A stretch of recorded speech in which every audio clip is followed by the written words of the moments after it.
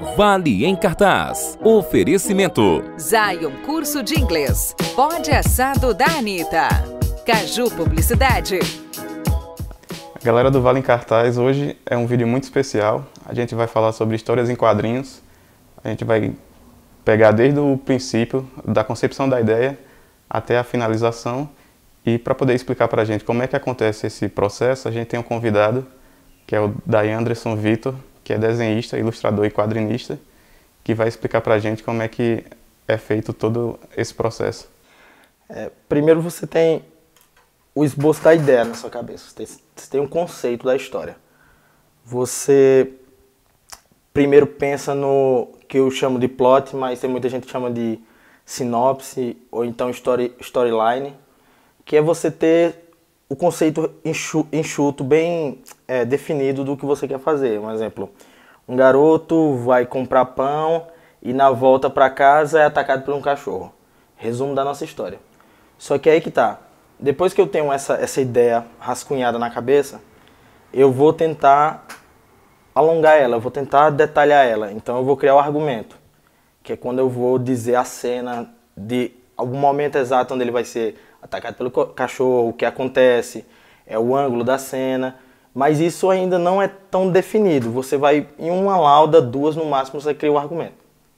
Depois do argumento, eu vou para um outro processo, que agora sim que eu vou detalhar ângulo, quantos quadros vai ter na página, quais são as cenas chaves, que é na hora que eu vou criar o argumento.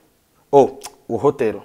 É a hora que eu crio o roteiro detalhado, que tem N técnicas de roteiro e métodos de como você fazer um roteiro. Tem um estilo que é o mais conhecido, que é o estilo do roteiro de cinema, que é o que eles chamam de canaleta, que tem, você vai dizer a cena, vai dizer a legenda. Isso a gente adapta para o quadrinho e é basicamente a mesma estrutura. Não tem segredo assim. É a mesma estrutura, muda só porque em vez de eu estar falando termos específicos do cinema, eu vou estar falando termos específicos do quadrinho. Aí depois que a gente define o roteiro, a gente já tem o plot, que é a sinopse, a gente já tem um argumento e a gente já tem um roteiro. Agora sim a gente vai trabalhar com quadrinho. Até agora a gente estava trabalhando com texto, na linguagem de texto. Então a gente vai adaptar para a imagem, que é o próximo processo, a próxima etapa a gente chama de storyboard, que também no cinema utiliza storyboard. É a mesma função, só muda que a gente já vai pensar em como vai ficar o arranjo da página. Então é a hora que a gente vai fazer desenhos pequenininhos, que no termo em inglês chamam de thumbnails. Aqui, agora a gente esquece que tem um texto e a gente vai trabalhar em como vai definir a cena e montar a página.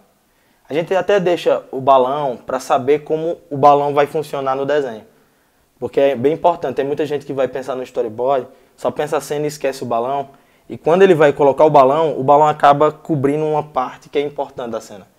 Então o balão ele está aqui agora com a função visual.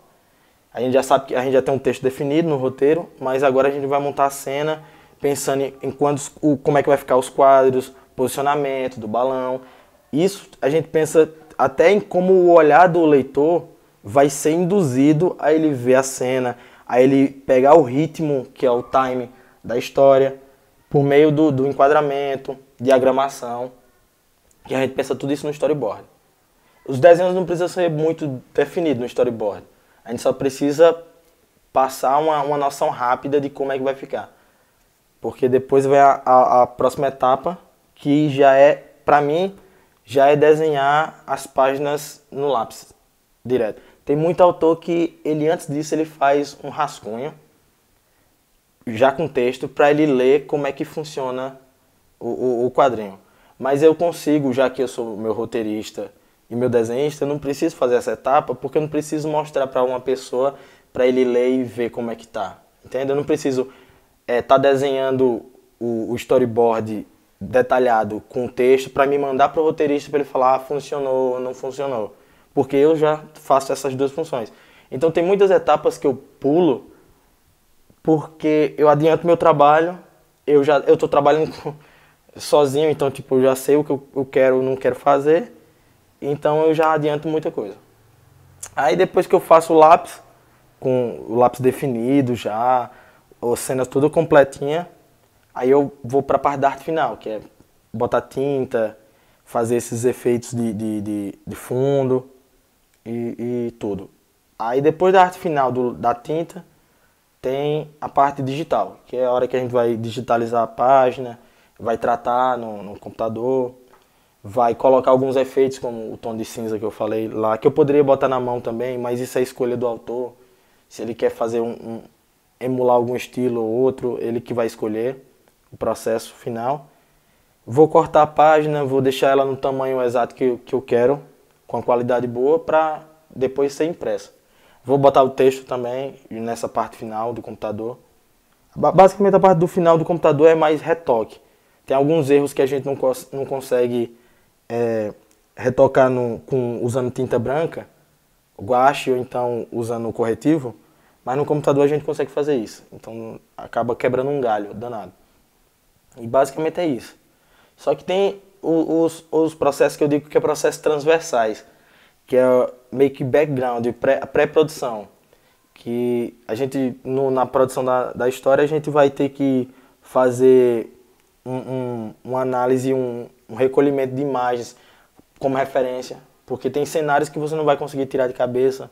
Você vai ter que, eu estou fazendo, sei lá, a história do quadrinho se passa na Amazônia. Eu não vou conseguir desenhar a Amazônia de cabeça. Então eu vou pegar fotos, referências para saber como é que eu vou desenhar. Mas ele fala sobre, pronto, um exemplo que eu vou dar é que esse quadrinho que eu estou fazendo agora, ele é um quadrinho tribal, ele tem história indígena. Então eu tenho que saber qual a tribo eu vou me basear, quais os elementos da cultura, porque eu tenho que dar essa verossimilidade na história. O leitor tem que ler e saber que aquilo ali pode ter existido ou pode existir, entende? Eu não vou criar tudo de cabeça, porque nada nasce do nada, né? Tudo tem referência. Você pode pegar até a história mais fantasiosa que tenha, ela se baseia em alguma coisa que é do mundo real.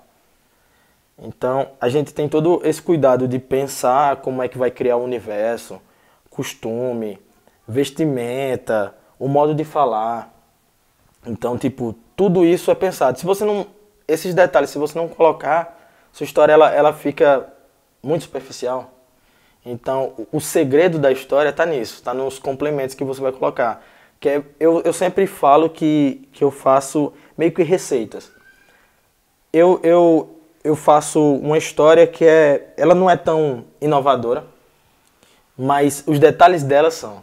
Então, os detalhes tornam ela algo diferente. Tipo, vamos dar um exemplo do Stranger Things. Stranger Things é basicamente uma receita que todo mundo já gosta, só que com os ingredientes novos, entende? E acaba funcionando. E é basicamente isso que eu gosto de fazer nas minhas histórias. Eu tento trabalhar com novas tramas e tudo, mas tem tramas que eu já acho que já funciona para as mensagens que eu quero passar na história. Depois do trabalho todo finalizado, a imagem já toda feita, com os textos, a gente vai procurar um meio de publicação. Então, hoje em dia tem vários meios por causa da internet, mas caso você não consiga ter capital para você publicar independente, você mesmo ir numa gráfica, fazer a editoração todinha para imprimir e distribuir, se você não tiver quem faça isso, você pode ir para meios que hoje em dia tá muito em alta, que é financiamento coletivo online.